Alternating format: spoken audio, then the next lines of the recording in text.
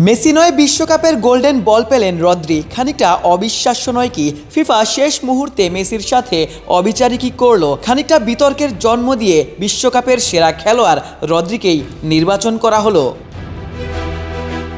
গোটা টুর্নামেন্টে মেসি অনবদ্য খেলেছেন, গোল অ্যাসিস্টে এমবাপ্পেকেও ছাড়িয়ে গিয়েছিলেন। যদিও তৃতীয় স্থান নির্ধারণী ম্যাচে এমবাপ্পে 2টি গোল বেশি করেছেন, তবে মেসি যেমন ইম্প্যাক্টফুল পারফরমেন্সে আর্জেন্টিনাকে ফাইনালে তুলেছেন, সেক্ষেত্রে অনেকেই ভেবেছিলেন লিও মেসি বিশ্বকাপের সেরা খেলোয়াড় নির্বাচিত হবেন। 39 বছর বয়সে এসেও বিশ্বকাপের প্রথম ম্যাচেই হ্যাটট্রিক করেছিলেন, পরের ম্যাচেই 2টি গোল। এবারের বিশ্বকাপে 8টি গোলের পাশাপাশি 4টি অ্যাসিস্টও করেছিলেন। টোটাল 12টি গোল অ্যাসিস্টে তার অবদান রয়েছে। দলকে শেষ মুহূর্তে অনবদ্য পারফরমেন্সে টানা 3 ম্যাচে জিতিয়েছেন, দলকে ফাইনালে তুলেছেন। তবুও মেসিকে বিশ্বকাপের সেরা খেলোয়াড় নির্বাচন করা হয়নি। ক্লেমন নিয়ে এলো বিরাট কারবার। ইউনিক কোডটি সাবমিট করলে জিততে পারো লক্ষ লক্ষ গিফট।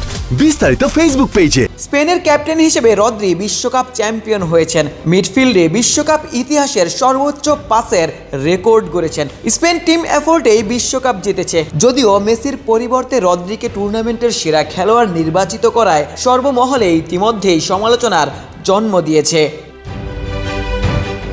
আগের ম্যাচেই এমবাপ্পে জোড়া গোল করে গোল্ডেন বুটের রেসেও মেসিকে পিছিয়ে দিয়েছিলেন। আজকের ম্যাচে গোল্ডেন বুট পেতে হলে মেসিকে 3 গোল করতে হতো, যেটি স্পেনের বিপক্ষে প্রায় অসম্ভব ছিল, কারণ গোটা টুর্নামেন্টে স্পেন মাত্র 1টি গোলই হজম করেছিল। স্পেনের বিপক্ষে মেসি নিজের ছায়া হয়েছিলেন। বিশ্বকাপ ফাইনালে নামের প্রতি সুবিচার করতে না পারার খেসারতিকে দিলেন। বিশ্ব চ্যাম্পিয়ন হতে না পেরে গোল্ডেন বলটাও মেসি হেলায় হারালেন।